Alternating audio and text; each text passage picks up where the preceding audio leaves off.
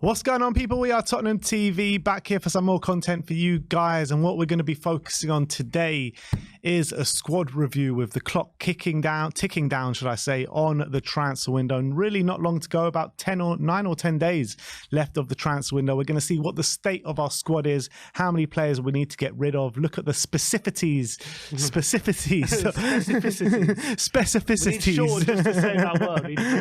We need to look at that in terms of how many homegrown players, how many foreign players the quota is, and see where we go. So we're going to go through position by position, and then we're going to look at an overview and see where we're at.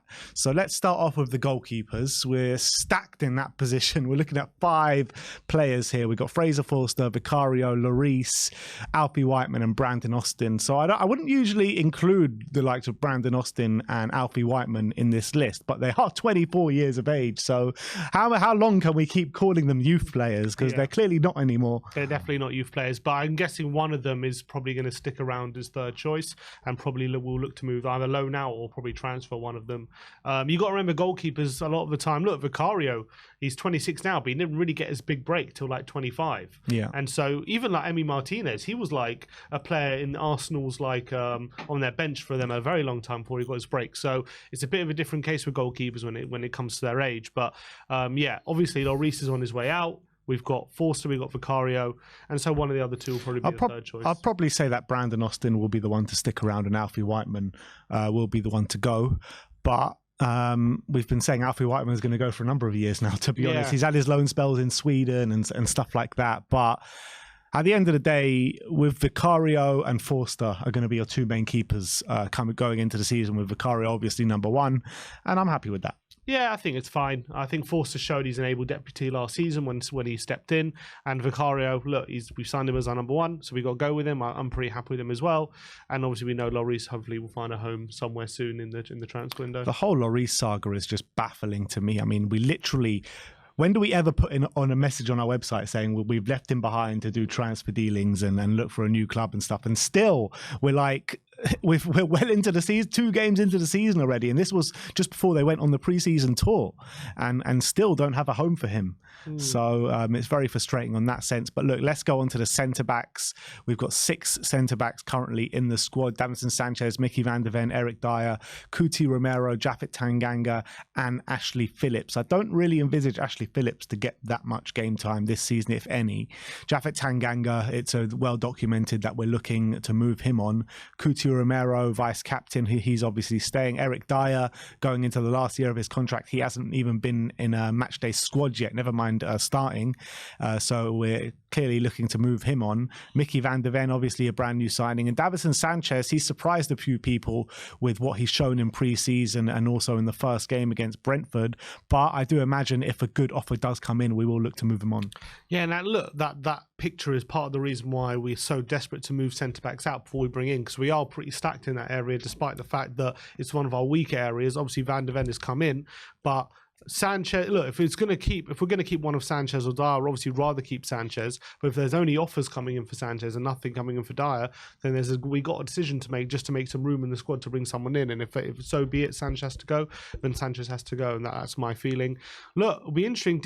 Phillips hasn't been in any of the squads, has he, in the Premier League? Phillips, so, I think he might have been on the bench on the first game on Brentford. Potentially, I think he might have been on the bench. Yeah, yeah. Look, 18 years of age, only played 8 Championship games last season, so obviously don't want to rely on him too much, but having him as 4th choice, I guess, is not the end of the world, potentially, because hopefully we won't have to use him too much as 4th choice centre-back. But I think it's so imperative, looking at that list of centre-backs, we do have another one with quality, because, as we say, Van de Ven or Romero do pick up a serious injury, and any of those centre-backs have to have an extended period of time on the playing, then that's a big worry, isn't it? Yeah, I mean, in my opinion, I think that Ashley Phillips should be the 5th choice. I think we need 2 more to back up Kuti Romero and Mickey van de Ven, and to move on the rest of the centre-backs. If Davinson Sanchez is the one to stay, and we bring in 1 more with Ashley Phillips to play the 5th choice, then I wouldn't be mad at that. But that's kind of like the lowest I'd want to go. Yeah, it's just frustrating that we've left it so late in the window, and we probably need to look. In reality, we need to let go of 3 centre backs, and it's going to be a lot of work to do in the next 10 days. I reckon max we only sell 2. I can't see us getting rid of all 3. Yeah, and if we are only going to sell 2, I want those 2 to be Dyer and Tanganga. Yeah, and I want Sanchez to be the 3rd one to go. Albeit I do still want him to go. Yeah, and then hopefully we bring in another one. Yeah. So let's move on to the left backs. 4 players we've got there. We've got Destiny, Udogie, we've got Sergio Reguilon, Ben Davis, and Ryan Sessegnon. Ryan Sessegnon was rumoured to be going out, but he got that injury, so it looks like that's put a halt to that. Ben Davis, I think, is a completely adequate backup. He can cover centre and the left as well. Reguilon is the odd one out here, where he probably needs to go from now before the end of the window. There's been rumours of Real Sociedad and some other Spanish clubs as well, and Destiny is obviously the star boy there, being our number 1 choice. Yeah, and Davis actually came off the bench against Man United and did a really good job. Obviously, was heavily involved in that second goal. I actually do think the Ange role is kind of suited to him, because I do think he likes to come into midfield and play things simple. He's quite a decent passer of the ball. I would worry if Destiny picks up a long-term injury and Davis has to play every game at left back, especially like during like Christmas period and stuff, and games coming thick and fast, and how much energy those fullback areas have to use. So I would worry about that a bit. But I think as a backup, I think I'm fine with Davis being there with Destiny. Obviously, Reguilon, hopefully we can get a bit of a figure for him, but we've been trying to sell him for the whole summer and it hasn't really happened. We're looking for about 10 million. Sessegnon's a bit of a frustrating situation because, as you say, if it wasn't for the injury, he would have been, hopefully would have been moved on. And I actually, looking at his game, I don't think he's going to be suited to how Ange wants to play those Agreed. fullbacks. Although you might have said that about some of the other players who are definitely playing a bit better, but I just look at Sessegnon, and I think if he's not playing a wing back, I don't see where his natural position is other than those 2 positions. So preferably would like to move him on. Do you reckon maybe potentially plays him as a winger? I mean, ideally, no. I think he's more suited to that. I mean, yes, he's more suited to it, but we've just got so many more players that are above him in the pecking order there. You're looking at Perisic, Solomon, Son. That's 3 players just off the bat. There might be even more. So he's 3rd choice left back right now, and then he's probably 3rd choice, 4th choice winger. Yeah, so it's going to be really hard for him to get a look in. Yeah, I mean, I don't envisage Sessegnon getting any game time this season unless we have mad injury crisis. Yeah, and he struggles to stay fit on top of that as well. Yeah. So, as much as he's a player with a bit of talent, I just naturally there's no real place for him in this squad. But it's a shame for him that he's injured. Yeah. So hopefully we can move on 2 of those. Yeah, let's hope so. In terms of the right backs, you've got Pedro Porro, Emerson Royale, and Jed Spence. Obviously, Pedro Porro and Emerson have both started a game apiece so far with the 2 games gone. Jed Spence, it's been rumoured that Ange ain't happy with him whatsoever in terms of his attitude and application. And so Jed Spence is the odd one out there and he must go. Yeah, what I like about those right-back slots compared to maybe the other slots is that if Emerson or Porro both either pick up a long-term injury, I'm actually pretty okay with that. Yeah. I'm pretty happy with Porro or Emerson both getting extended run in the team.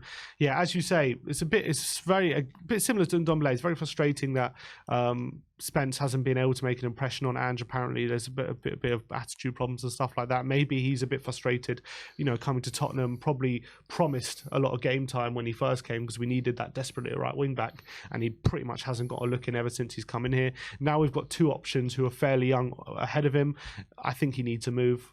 For him, I would say permanent, although I wouldn't say no to a low move just to see if we can raise his price tag, because I do believe there's still a very good player in there, and right now his stock is fairly low, so maybe a low move with a view to a permanent next summer. But yeah, I think Spence needs to leave the squad.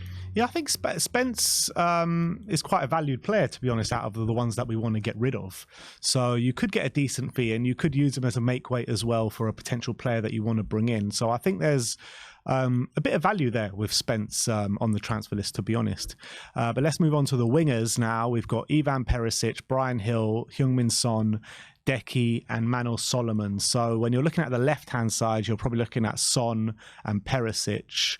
And Manuel Solomon actually came out and said his favoured side is the left, but he can also play on the right.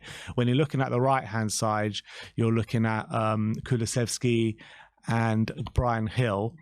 So I think you've got Brian Hill and Manuel Solomon that can fill on both sides as well. So, I mean, in terms of one to go there, I mean, I don't really want to sell any of these players, but I still feel we need one more. But the numbers don't really suggest that. Yeah, and again, this is probably why we need to get rid of one, because, as you say, there's 5 wingers there for 2 spots in the team. So you don't really want to add numbers. I mean, obviously, Gil's got a bit of a long-term injury, so he'll be back maybe in October, November time. Perisic is 35, but then Son, Kulusevski and Solomon are 3 wingers. Obviously, we're going to be heavily reliant on. But to bring one in, I think you do need to make a bit of space. Otherwise, there's just too many bodies and someone's going to be getting no game time at all. So I think it's harsh. I like Perisic, and I think he's done really well since he's come in. And if he was to stay, I'm not mad at that. But I'm just looking at the overall quality of those wingers. I like Son and Kulusevski, but obviously there are question marks of their 100% suitability to how we want to play. Solomon's a new signing, so that leaves Gil and Perisic. I'm not delighted with the overall quality. Perisic is a high quality player. He's quality. He's a good player, but in terms of I look at these wingers and I'm comparing them to the quality maybe of other wingers in the Premier League. I don't know. I feel like we still need that bit more star quality there. Maybe a bit more of dribbling ability. I know Solomon brings that, but I don't think any of the other wingers maybe bring it as much. I guess a winger isn't the most essential spot, but I would like to bring another one. If we are going to bring another one, it means upgrading on someone else, and I think Perisic is the only option to sell, really. The way I look at it is that this is very lopsided to the left in terms of natural ability. You know, Manor, Son, Gil and Perisic all favour the left over the right, which leaves Kulusevski the only one as a natural right winger. So for me, I think you need to bring in a natural right winger to fight with Kulusevski. Otherwise, again, it's just square pegs in round holes. So maybe it's a case of not even considering Gil right now, just not even thinking of him as a member of the squad and bringing in another one. It could be, which is a shame. And if and when Gil comes back from fitness, maybe then we can look into him. I do think actually, just before he got loaned out last year, he was playing on the right and playing quite well. And I actually think his qualities could suit the right-hand side, potentially. I like his willingness to beat a man. But I just still feel like we're just a bit short there, and I feel like we do need another body. So maybe it is a case of keeping Perisic as well and bringing another one and just discarding Gil.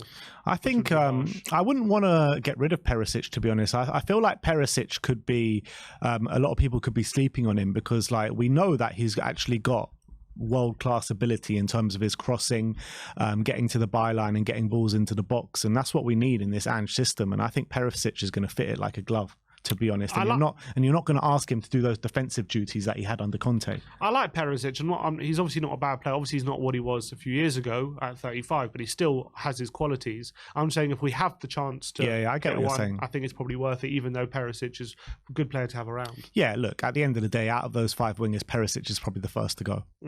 Exactly. So if we get an offer, I will probably take it if there's one lined up. I don't want to see him go and then no one will brought in. Yeah, obviously. Yeah. All right, let's move on. Strikers. What about centre mids?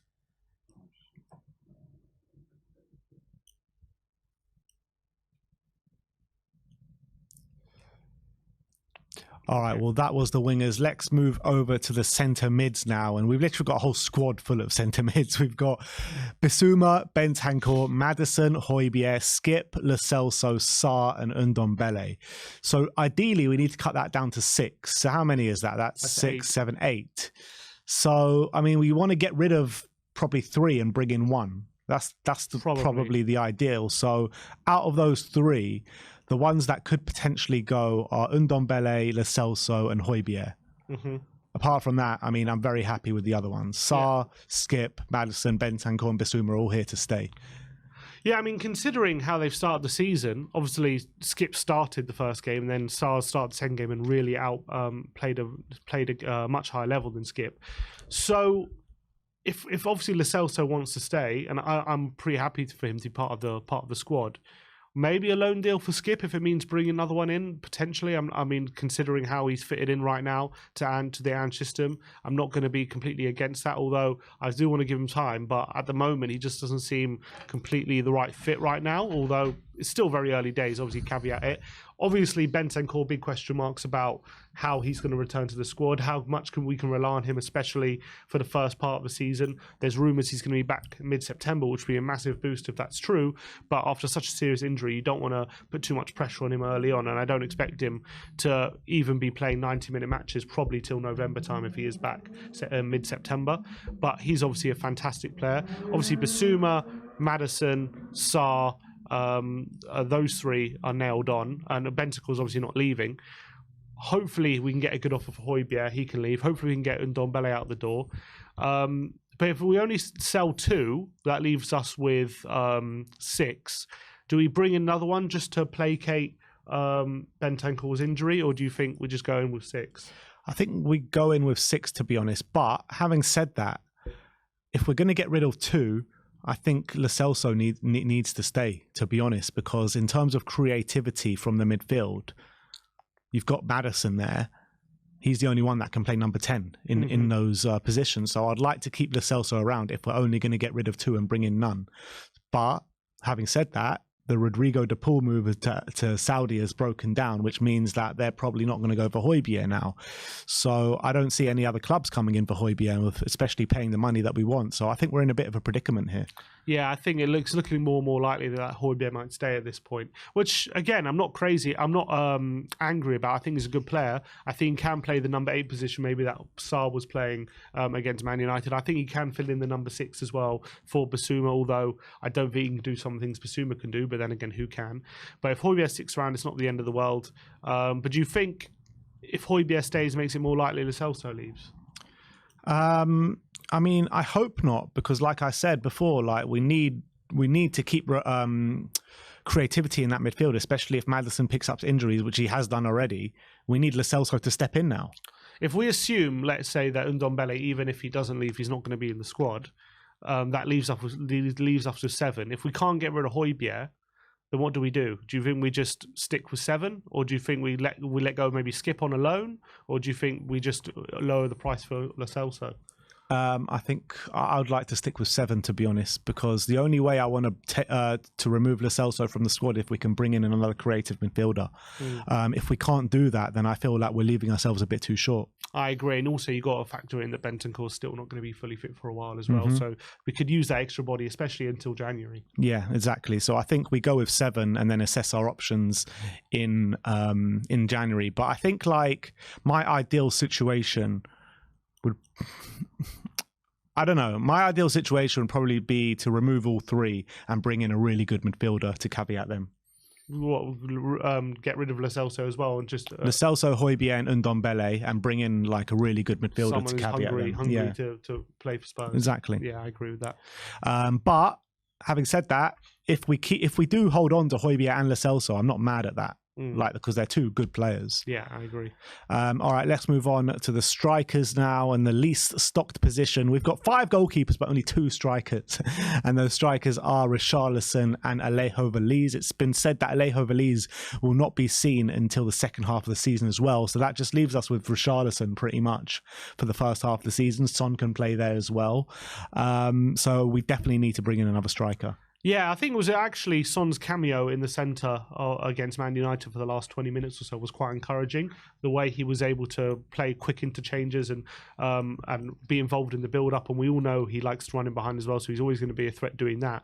So maybe that we start to use him a bit more centrally. For me, I think we need to make a choice. I don't see the need to sign a striker and a winger right now. But I do think we need at least one. So we need to make a choice. Either we sign a striker and just focus on having Son as a wide player, or we sign a wide player and give Son a bit more minutes as a central striker as in competition with Richarlison. So it's a big decision to make for Tottenham. What would I prefer?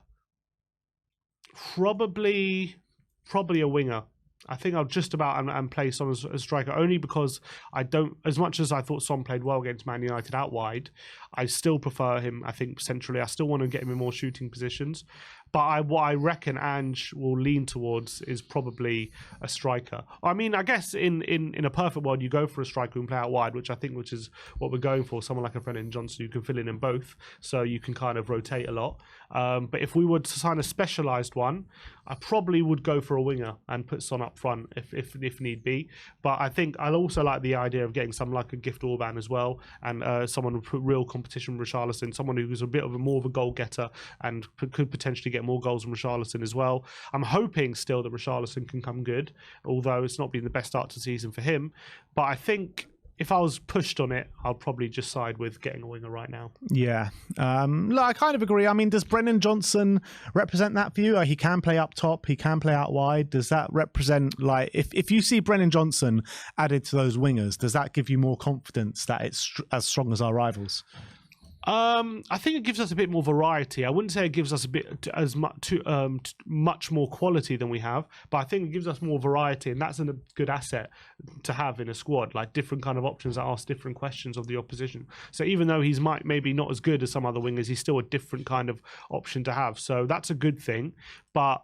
Also up front, potentially a bit of a different option to Richarlison, but I would hopefully prefer someone with a bit more quality than Brendan Johnson right now, but he's still quite young, so he could hopefully become a better player over time.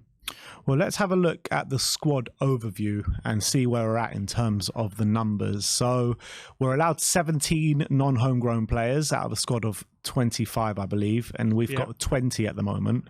We need an 8 minimum homegrown, and how many is that there? 6, 8, 10. 10, yeah. So we got about 10. But you're looking at that homegrown list, the majority of them we want out pretty much, which is mad. So, I mean, we're going to be struggling there at some point, and 2 of those are goalkeepers, 3 of those are goalkeepers. And you're looking at the under-21s. The under-21s are the under-21s. I mean, Sarr and Udogie are going to get a lot of minutes this season. Apart from that, no one else really. So we've color-coded in our next graphic. We've color-coded that red is players that we want to see go. Orange is we're not sure either way. We're happy to see them stay or go. And blue is the players that we think are going to go out on loan this season.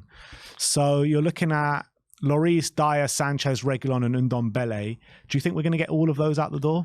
Lloris, definitely. Reguilon, I'm pretty confident we will. Ndombele, I don't think he's going to be in the squad anyway at this rate, given how Ange has reacted to him. So whether we get him out or not, I feel like he won't be in the squad. So I think we can kind of cut him out. So that's 3 already, I think, are pretty much gone. Then it's, can we get rid of one of Dyer and Sanchez? I'm going to say we're going to be able to get rid of one of them. And I think I'm leaning towards more Sanchez at the moment, just because I think there are more offers for him. That's a problem for us, though, because I would prefer... I would prefer to keep Sanchez. Dyer in the squad does nothing for us. It literally does nothing for us. So there's literally no point keeping Dyer around. We either have to keep Sanchez and work out a kind of deal with Dyer where he just goes on a free or something like that, and then bring in another defender, or sell both. I don't want to see a way where Dyer's in the squad next season, because all it's going to do is hinder us. Correct, and it's just he's like a wasted squad place, because he's a player you're just desperate to not and play. He's non-homegrown for some stupid reason he's as well. non-homegrown as well, which is really frustrating. So I really hope we can get rid of him, but remains to be seen. So I guess overall, we have to look. We've got no option but to get rid of three non-homegrown players, and over the squad of overall we have 30 players. And we have only a squad of 25, so we must get rid of another 5 players. Otherwise, players are going to be left out.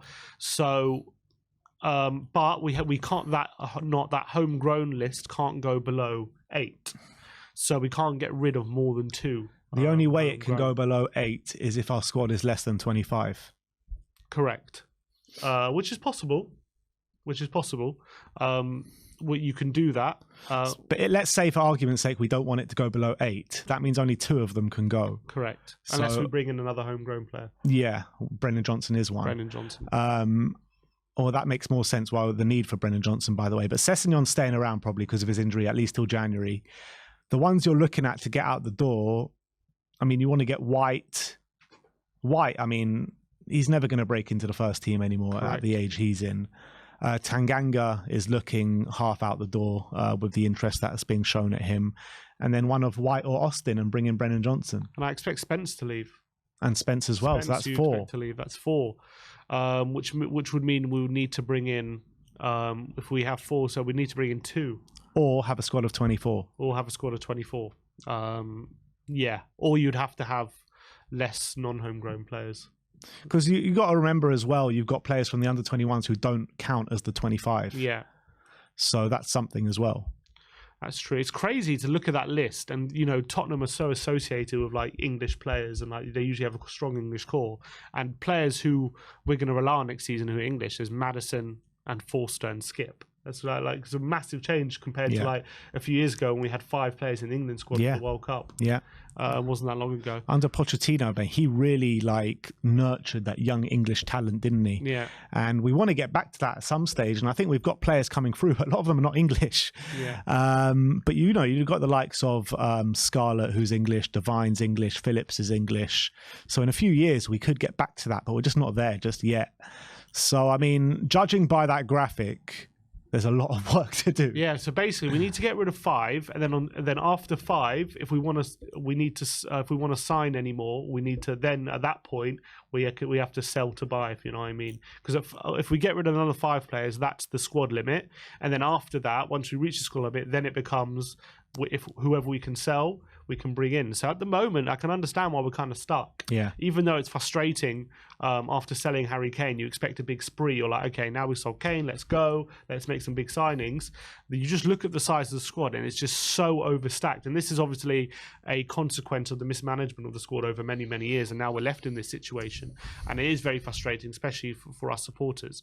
But the problem is we're running out of time. We're now 9 days till the end of the window, and we need to get. Let's say Ange wants to bring in 3 players. If we want to bring in 3 players, we need to get rid of 8. Yeah. If he wants to bring in 2 players, we need to get rid of 7. Yeah. If we want to bring in 1 player, we need to get rid of 6 players. Yeah. So that's the situation we're in right now. So in terms of the player, who are the players that are 100% not going to be here by the end of the window? You're going to say Lloris, Reguilon, yeah. Ndombele. I reckon Spence is probably one. Spence and Tanganga, maybe. Spence White. So how many? That's is that? 5. That's 5 for sure. And then that's 2 homegrown players down, but that still leaves us just about okay. That leaves us with 8 homegrown. That's 5. That leaves us with 5 goalkeepers in the squad. No, 4 because Lloris is going. In the squad, yeah. Maybe one of Whiteman or Austin will probably leave on loan. Let's say. Okay, that's 6, but that means that's 7 homegrown only. Yeah, so that means we need to bring in a homegrown. So that means player. if we get rid of those 6 and only bring in Brennan Johnson. What does that say to you? We still need another centre-back, though. Exactly. We wouldn't have brought in a centre-back. And that's with Dyer and Sanchez staying at the moment. Yeah. So then that leaves us with Dyer, Sanchez, Sessegnon still here. So basically, I think we do what we just said. Take out those 7 players, bring in Brennan Johnson, and then you take out Dyer, hopefully. Hopefully it is Dyer.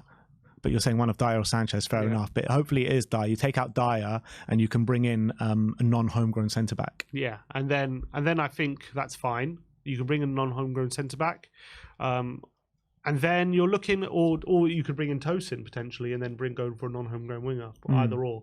Why don't we just bring in 2 homegrown players, because that's going to be a massive problem very soon. It's very true. This non-homegrown thing is, as you can see in the graphics, causing us many problems. We got 10 homegrown players, but we only want to keep 7 of them, 3 of them, potentially 4 of them with Davis. So that we're not even touching on the oranges at this point, because it's not even worth it, because we can't even get there right now, because there's so much red we have to get out. So it's big problems, very big problems in the squad. But how did we let it get to this stage at the 22nd of August? Yeah, it's nuts. We haven't. It's absolutely nuts. Like, this squad is in this state under a brand new manager. I mean, this should have been sorted out way earlier in the window. Yeah, way earlier. We should be well more advanced than we are right now. I understand Ange probably wanted to have a good look at the squad, see if we wanted to keep and stuff, and it's allowed us to, like, for example, Lo Celso to potentially be part of the squad, where maybe if it wasn't for pre-season, then he wouldn't even be considered. But the gap now since pre-season to now, we've played 2 games in the Premier League season and none of these situations have been dealt with. Who have we sold since the end of pre-season? That was even before pre-season, wasn't it? And that was before pre-season. We had Maddison during pre-season. So Roden, that's the only one. Roden's the only one. So that shows our lack of kind of proactivity when it comes to these sales, it seems. Or we're not just getting the offers that we want, but we are desperate to sell. It's not even become a situation where like we need to wait for the right price. If we want to be ready for the season with the squad that we want, we need to get these players out the door ASAP if we want to bring anyone in. Otherwise, honestly, I'm looking at this and I'm thinking, how the hell are we going to bring anyone in? I'm looking at that, and as much, it was really frustrating to say that, but like I'm looking at the squad of 30 players for a 25-man squad with 9 days left of the window, and I'm thinking if we get to next week and we still haven't shifted anyone, how are we going to even... Because you know how Tottenham negotiate their transfers. It takes ages to negotiate. They don't have time for that anymore. Exactly. They just need to get the deals done. Unless we have these deals lined up to go once we sell these players. Like, I don't understand how we're going to get all this business done in the next 9 days. Unless it's going to be like the busiest 9 days I've ever seen in Tottenham history. Like, I think we're going to end the window just unsatisfied. You know what? It gets to this stage of the window every year. Romano's like, keep an eye on Tottenham, keep an eye on Tottenham. He's done it again this year, and nothing's going to happen. But look, in terms of, let's end off on a positive note, all those players that are in black writing are all top players. You're looking at Vicario, our Bayern keeper, just had an unbelievable performance against Man United. Romero, Van de Ven, we're very happy with them at centre-back. Porro and Royale, we're very happy with them rotating the right-back slot. Bentancur, Bissouma, star quality. You got Solomon, who's a new signing. We don't really know much about him just yet. Sonny Kulusevski. We really need him to get back to the heights that he reached, but we know he's got quality.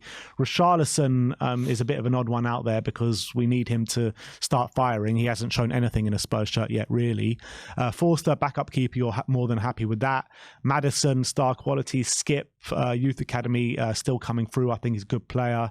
Sarr and Adoji, we're very happy with them too. And Belize and Phillips are coming through. So, I mean, in terms of the rebuild and where we're at with the players and the starting 11, I'm happy with where we're at in that stage. It's just about the squad as a whole. Yeah, it's all about knitting it all together. I do like the starting 11.